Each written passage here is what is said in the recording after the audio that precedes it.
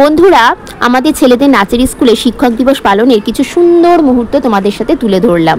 যখনই দেখি কিছু ভালো কিছু মুহূর্ত রয়েছে আমি সঙ্গে সঙ্গে ক্যামেরার পর্দায় বন্দি করে নিই, যদিও ভিডিওটা আপলোড করতে একটু দেরি হয়ে গেল।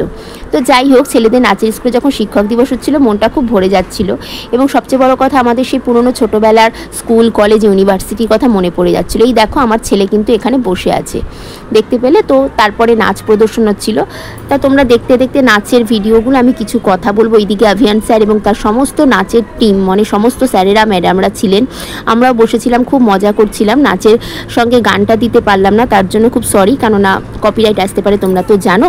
তো আমরা তো 5ই সেপ্টেম্বর ডক্টর রাধাকৃষ্ণনের জন্মদিন উপলক্ষে শিক্ষক দিবস পালন করি, যিনি ভারতের প্রথম উপরাষ্ট্রপতি ছিলেন। প্রত্যেকের জীবনেই কিন্তু শিক্ষক বা গুরুর ভূমিকা সত্যি অপরিসীম, কারণ আমরা কখনো শিক্ষার জন্য, বিদ্যার জন্য শিক্ষা লাভ করি, কখনো নাচ, আঁকা, গান, আরও নানা রকম সাংস্কৃতিক ক্রিয়াকলাপের জন্য, ক্রীড়ার জন্য কিন্তু শিক্ষা লাভ করে থাকি, এবং জ্ঞানের জন্য আমরা শিক্ষা লাভ করি। তার জন্য কখনো ভূমিকা পালন করেন সবচেয়ে প্রথমে আমাদের বাবা মা বা আমাদের যে গুরুজন, গার্জিয়ান, তারা, কখনো বা আমাদের বিভিন্ন শিক্ষক শিক্ষিকারা। তাই প্রত্যেকের জীবনে কিন্তু যাই হোক না কেন, শিক্ষকের ভূমিকা অপরিসীম এবং সত্যি অনবদ্য একটি ভূমিকা। এই শিক্ষকরা এমন মহান কাজ করে গেছেন আমাদের জীবনে, যা জীবনকে আমাদের সফল হতে সাহায্য করে।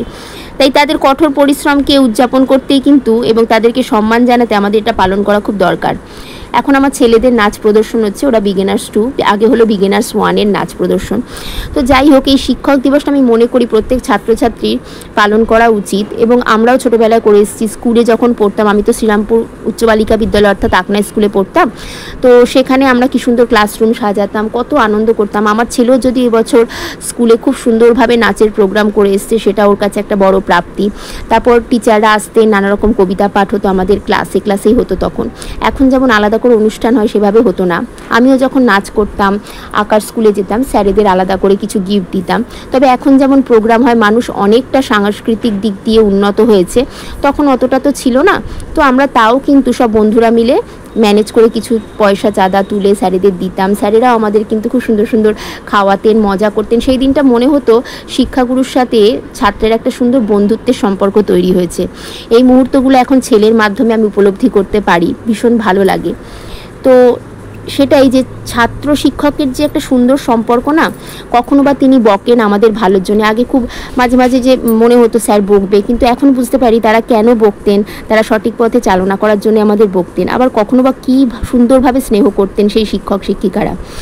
আর সত্যি বলতে, যখন সেই দিদির সাথে রাস্তায় দেখা হয়, ম্যাডামদের সাথে দেখা হয়, মন খুব ভরে যায়। দাঁড়িয়ে 2 মিনিট কথা বলি, এত ভালো লাগে। সেই পুরনো স্মৃতিগুলো মানে ভোলার মতো নয়। তো দেখো, এখন কেক কাটা হচ্ছে, স্যার কেক কাটছেন, আমরা সবাই মিলে বিভিন্ন গ্রুপ থেকে 3টে কেক আনা হয়েছিল, সেগুলো কাটা হচ্ছে।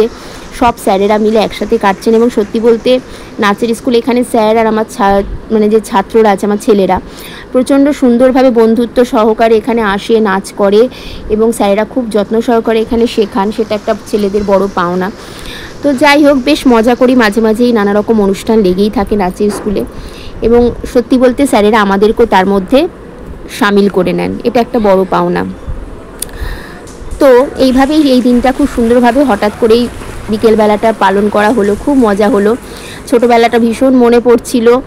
আর ছেলেকেও এই সমস্ত অনুষ্ঠানে আমি সবসময় যোগদান করতে বলি, কেননা সব কিছুর গুরুত্ব রয়েছে আমাদের জীবনে। যেমন খাওয়া দাওয়া, ঘুমের প্রয়োজন, তেমনি সমস্ত সাংস্কৃতিক, সামাজিক সমস্ত ক্রিয়াকলাপ, ধর্মীয় ক্রিয়াকলাপেও কিন্তু যোগদান করা উচিত, কারণ এতে সকল মানুষের মধ্যে ছোট বড় সবার নির্বিশেষে কিন্তু একটা চারিত্রিক গঠনের উন্নতি ঘটে।